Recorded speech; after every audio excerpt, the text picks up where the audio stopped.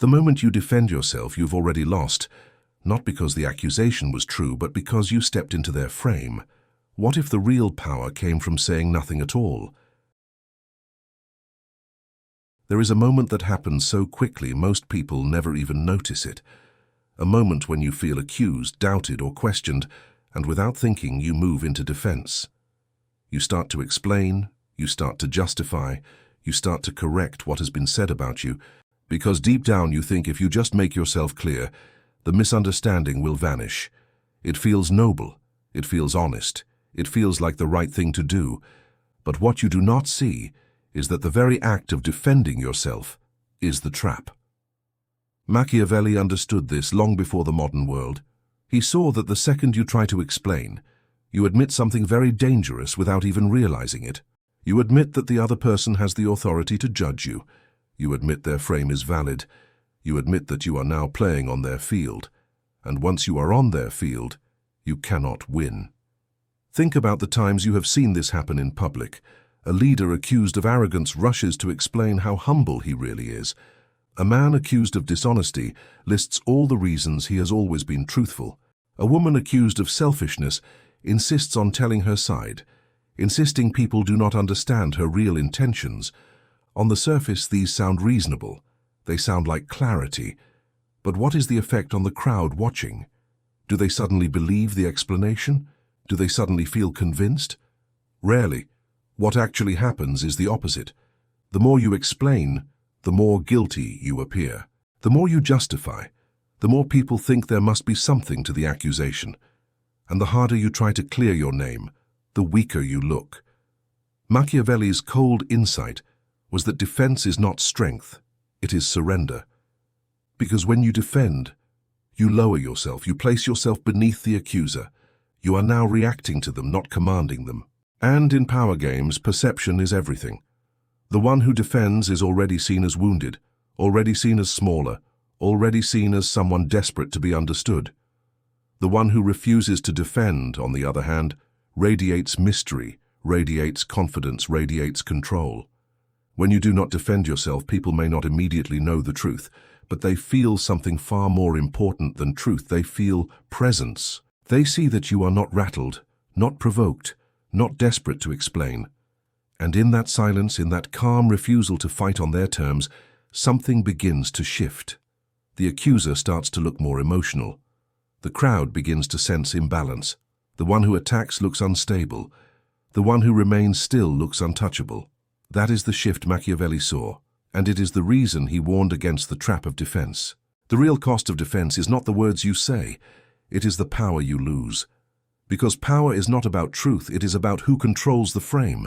And once you defend, you no longer control anything. You handed them the leash. You told them they had the right to judge you.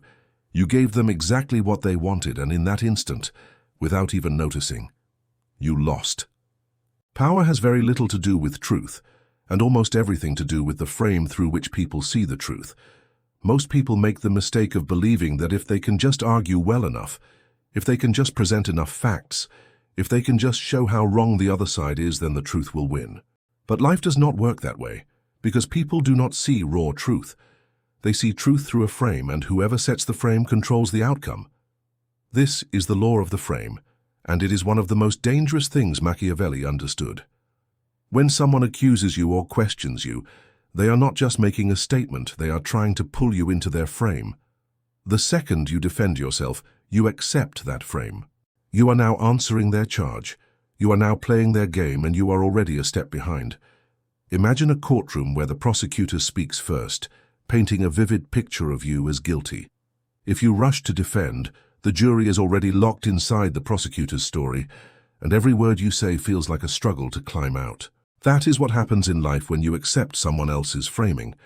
But there is another option, and it is the option that creates power. When you refuse to defend, when you do not step inside their frame, you leave a void.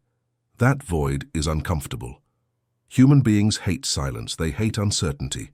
Sooner or later, someone else will step in to fill it.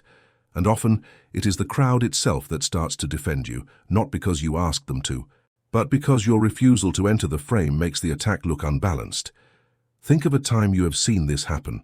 A person gets insulted in public, and instead of snapping back or explaining, they stay calm, even detached. The room shifts. The accuser starts to look emotional.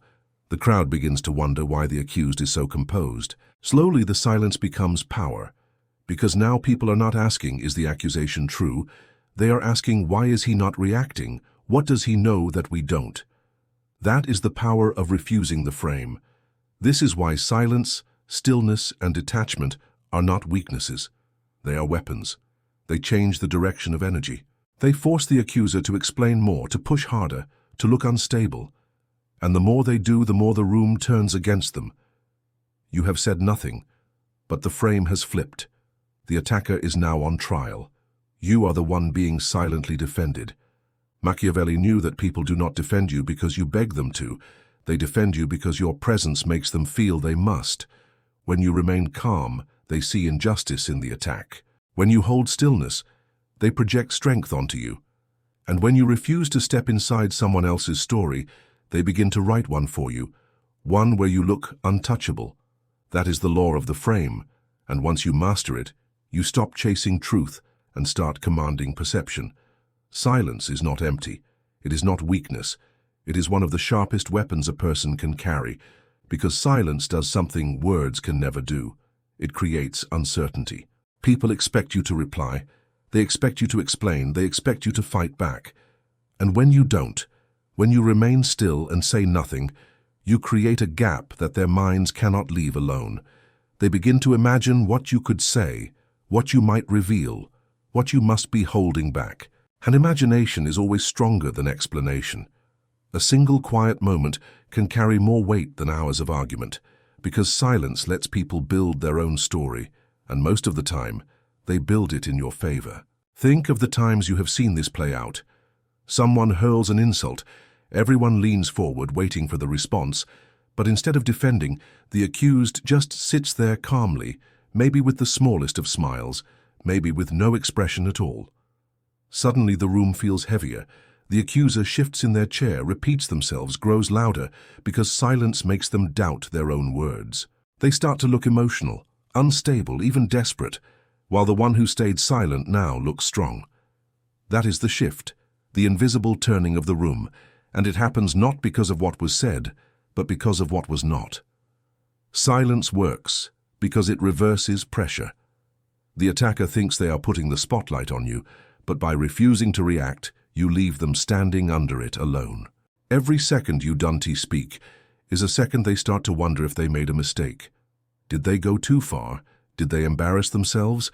Are they the only one who looks emotional now?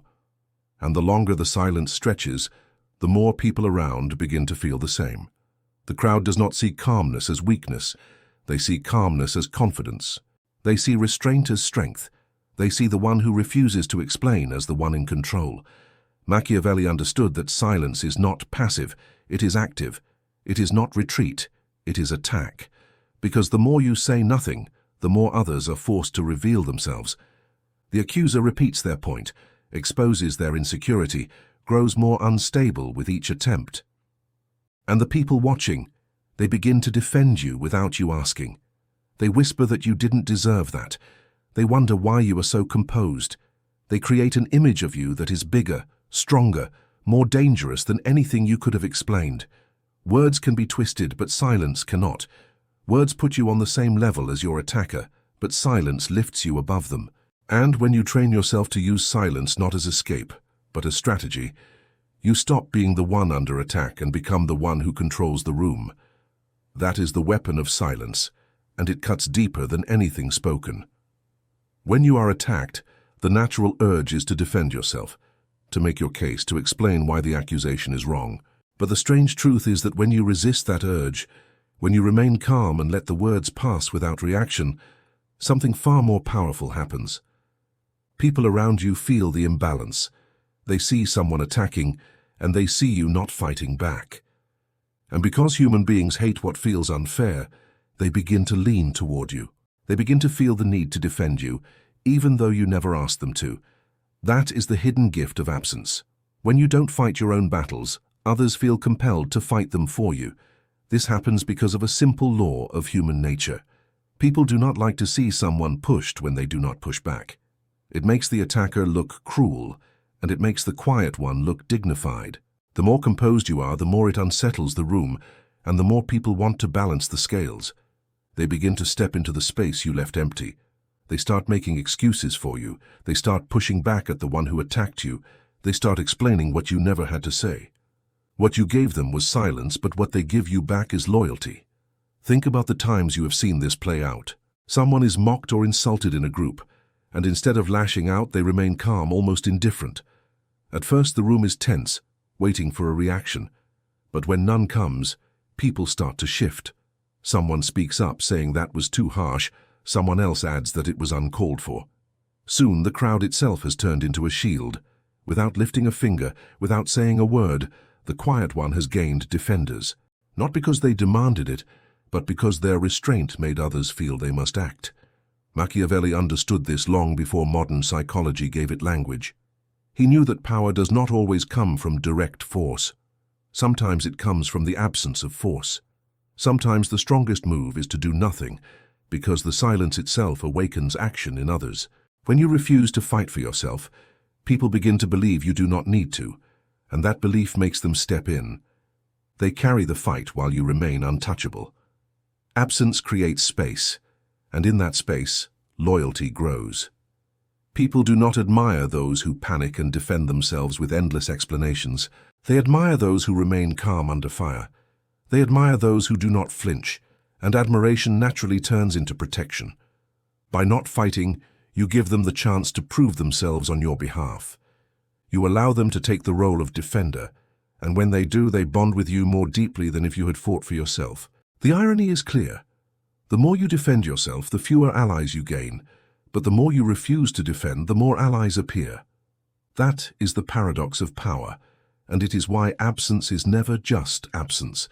It is a magnet, pulling loyalty toward you, creating allies out of silence. Machiavelli's coldest move was not silence alone, it was inversion. Instead of meeting an attack with defense, he would let the words bend back on the one who spoke them. This is not about clever comebacks or quick wit. It is about holding a mirror so that the attack reveals more about the accuser than the accused. When someone calls you manipulative, most people would rush to say they are not. They would try to prove their honesty. They would argue about intentions. But inversion is different. You do not explain, you do not justify, you let the word hang in the air and allow everyone to notice what it really means. Often it says more about the one who used it than about you. If they see manipulation, it may be because they are easily influenced. If they see arrogance, it may be because they are uncomfortable with confidence. If they see coldness, it may be because they expected warmth you never promised. The more you resist the urge to explain, the clearer their insecurity becomes. The brilliance of inversion is that it makes the attack collapse under its own weight. Imagine someone saying you are so arrogant in a crowded room. If you argue, you confirm the tone of the moment. But if you remain still, maybe with a calm glance or a faint smile, the weight shifts. Now the room does not see you fighting for approval. They see the accuser struggling to prove something. They look bitter. They look envious. They look small. Without saying a word, you made their insult about them. The crowd begins to think, why did they feel the need to say that? What does it reveal about them? The energy flips, and suddenly the one who threw the stone is the one on trial. Inversion works because people reveal themselves in their attacks. When someone calls you selfish, they may be the one who feels entitled. When they call you cold, they may be the one who needs validation. When they call you fake, it often comes from disappointment that you no longer serve their expectations. The insult is not really about you. It is a window into their mind. Machiavelli understood that the wise man lets that window stay open. He does not close it with explanations. He lets the world look in and see the weakness behind the words. The more you practice inversion, the less you need to speak at all. A calm silence, a steady look, a neutral nod. All of these say more than any defense ever could. And if you choose to respond, the best lines are short, detached, and cold. Strange that confidence bothers you so much. Interesting that you see it that way. These are not defenses. They are subtle turns of the blade, making the other person's words cut back into them. The real power of inversion is that it leaves your accuser scrambling to explain. They feel exposed, so they start clarifying, backtracking, repeating themselves, and the more they do, the weaker they appear. You never fought, yet they collapsed. That is the art of inversion. The move Machiavelli knew would always belong to the one who refuses to defend, because the one who inverts always walks away untouchable. There are times when silence is the strongest move, but there are also moments when silence alone leaves too much space for noise to grow. In those moments, you do not defend, you do not explain, you do not lower yourself into a debate. Instead, you deliver a single phrase, short and sharp, like a blade that cuts the argument in half. These phrases are not meant to win a discussion, they are meant to end it. They do not carry the weight of explanation, they carry the weight of finality. When spoken calmly, without tension in your voice or body, they do something silence cannot always do. They show the room that you have spoken, but on your terms only. Think of someone accusing you of arrogance in a meeting. The average person would rush into denial, insisting they are not arrogant, insisting their confidence is misunderstood. But the one who holds power does not do that. He leans back, meets the gaze, and says simply, "If that is how you see it." No fire, no protest, no defense. The entire weight shifts in that moment. The accuser now has to deal with the awkward silence that follows. They look like they were reaching for drama and found none. The phrase ended the fight before it began. Another example is when someone tries to provoke you by calling you selfish or cold. Instead of giving them your reasons, instead of listing all the ways you are not selfish, you reply with one line, "Noted." Just that, nothing more. It does not fuel the fire. It does not invite another round of attacks. It closes the door. The room feels it. The attack is no longer a scene, it is an echo dying out. The person who threw it looks like they were trying too hard. You look unbothered. Sometimes the strongest use of these phrases is not just to end the game, but to expose the emotional tone of the other person. When someone comes at you with exaggerated energy, throwing accusations or insults, a calm phrase like, "strange thing to be emotional about," makes them shrink in an instant. You are not fighting, you are not defending. You are holding up a mirror that shows the room who really lost control. They wanted you to react, but instead you made their reaction the subject. That one line turns the energy back onto them, and now they are scrambling to explain themselves. The reason these phrases work is because they are not arguments. They are not attempts at being understood. They are dismissals. They tell the other person, "Your words are not important enough to demand my energy." They create a sense of distance, and distance creates power. The crowd watching will always feel it, because the shortness of your reply compared to the length of the attack highlights just how calm you are and just how unstable the other person looks. Machiavelli knew that sometimes silence wins, but sometimes a single phrase does more. Not a speech, not an explanation, not a defense, but a cut. A clean, calm, precise cut that ends the game instantly, leaving no doubt about who controlled the frame. Here is the secret that most people never learn in their lives. People do not actually judge the truth of an accusation. They judge the balance of power in the room. They are not as concerned with whether the words are correct as they are with who looks stronger, who looks calmer, and who looks in control. This is why the one who stays calm always comes out ahead, and the one who grows desperate always collapses. It has less to do with facts and more to do with perception. The crowd does not care about evidence. The crowd cares about energy. When someone attacks you and you react quickly, explaining yourself, raising your voice, trying to correct every detail, the crowd does not think you are right. They think you are rattled. They sense that you are losing your ground. But if you stay calm, if you sit back, if you let the words float in the air without rushing to fight them, everything shifts. The accuser begins to look like the only emotional one in the room. The crowd senses the imbalance. They see one person composed and one person unraveling. And because people always lean toward strength, they begin to side with you even if you never said a word. This is why silence and stillness are so powerful in social battles. It is not about being passive. It is about showing restraint that makes the other side look unstable. The longer you remain still, the more the pressure builds on the accuser.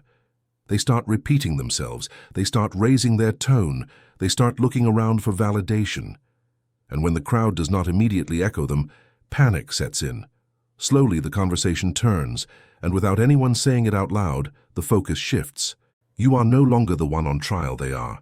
Their words become less about you and more about why they are so eager, why they are so desperate, why they cannot let go. Think of the times you have witnessed this happen. In a meeting, someone takes a jab at another person, expecting a defensive reaction, but instead the target stays calm and collected. At first the room is silent, waiting, but as the attacker continues to push, the energy changes. People begin to think, why is he so focused on tearing him down? What is driving this? Soon the accuser looks bitter, jealous, unstable. The crowd is no longer judging the original statement, they are judging the balance of power, and they see clearly who is stronger. Machiavelli understood this better than anyone. He knew that people rarely seek truth, they seek safety, and they side with whoever appears safest to stand beside. Calmness looks safe, stillness looks strong, anger looks unstable, desperation looks weak. The crowd effect works in silence, and it is one of the most powerful tools you will ever use.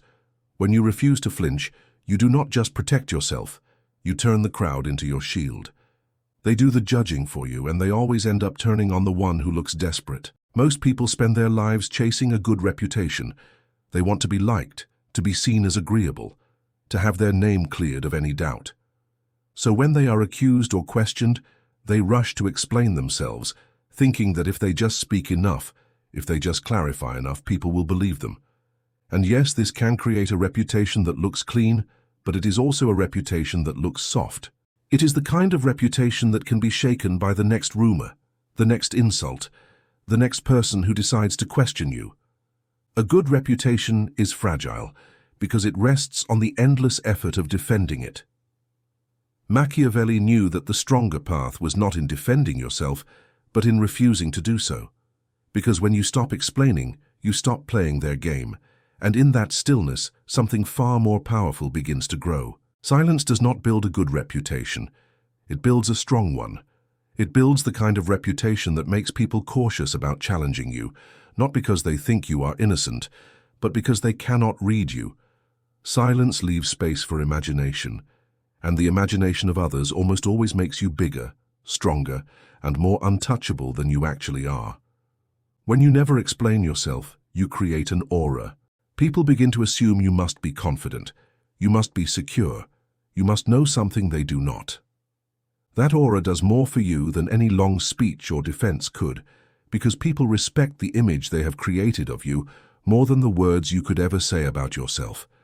Think about the difference between someone who constantly tries to clear their name and someone who never bothers to respond. The first may be liked, but they will never be feared. They will never be untouchable. They will always look like someone who can be dragged down into petty arguments. The second, the one who never explains, will always seem above reproach. Even if people do not fully trust them, they hesitate before speaking against them. They wonder why he is so calm, why he never reacts, what kind of strength lies behind that silence. It is this hesitation that becomes power. Your aura is louder than your words. Every time you resist the urge to explain, you add another stone to the fortress of your reputation. People begin to whisper that you cannot be rattled, that you do not lower yourself, that you stand above the noise, and slowly your image transforms from one that needs defending to one that defends itself. That is the difference between being seen as good and being seen as untouchable. One earns temporary approval, the other commands lasting respect. The truth is, you do not need to be liked to win. You do not need to be seen as good. You only need to be seen as beyond reach. And that only happens when you never stoop to justify, when you never waste breath on the small voices trying to pull you down. In the end, silence is not the absence of defense, it is the highest form of defense, because it creates an aura that shields you better than words ever could. The final stage is not about silence as a tactic, it is about silence as an identity. There comes a point when you no longer even think in terms of whether you should defend yourself, whether you should respond, whether you should let an attack pass or answer it with a phrase. You reach a place where defense does not exist in your world, because nothing touches you deeply enough to require one. Your stillness stops being an act and becomes who you are. People begin to feel it before you speak, a presence that is heavier than words, an energy that does not bend to attacks or questions. That presence is what grows into aura, and aura is the stage where perception turns into myth. When you arrive at this level, something strange begins to happen. People do not attack you as often, not because you fought them off in the past, but because they know it will not land. They know that no matter what they say, you will not flinch, you will not move, and their effort will look like desperation. Attacks lose their value before they are even made, and even if someone does try, the crowd does not wait for you to respond. They respond for you. They step in, not because you begged them to, not because you argued your innocence, but because they feel you are above judgment. They believe you should not have to lower yourself, so they take the role of defenders without you ever asking. That is the end game. You move from defending yourself to being defended by others, to needing no defense at all. Machiavelli understood that the greatest power is not in being right, but in being untouchable. When you live in explanation, you tie yourself to the opinions of others. When you live in silence, you cut that tie. But when you live in aura, you transcend it completely. You do not just ignore judgment, you rise above the very idea that you could be judged. Your presence commands respect without you ever demanding it. People hesitate before speaking against you, not out of fear of your words, but out of fear of their own weakness being exposed by your calmness. This aura does not come from force, it comes from discipline. It comes from choosing stillness over reaction, again and again, until it becomes natural. It comes from refusing to explain yourself even when your ego screams for it. It comes from letting others waste their breath while you conserve yours. Over time, that restraint hardens into presence, and presence hardens into myth. You stop being seen as someone who wins arguments.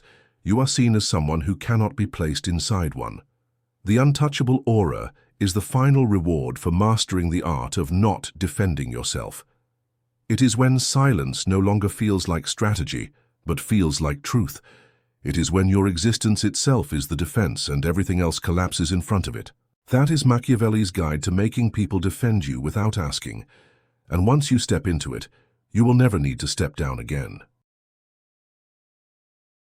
Maybe this video helped you see yourself or someone you know in a different way. Feel free to let us know via a like or in the comments. And if you want more wisdom and guidance in becoming a better version of yourself, subscribe now. This is the moment to start becoming the person you really want to be.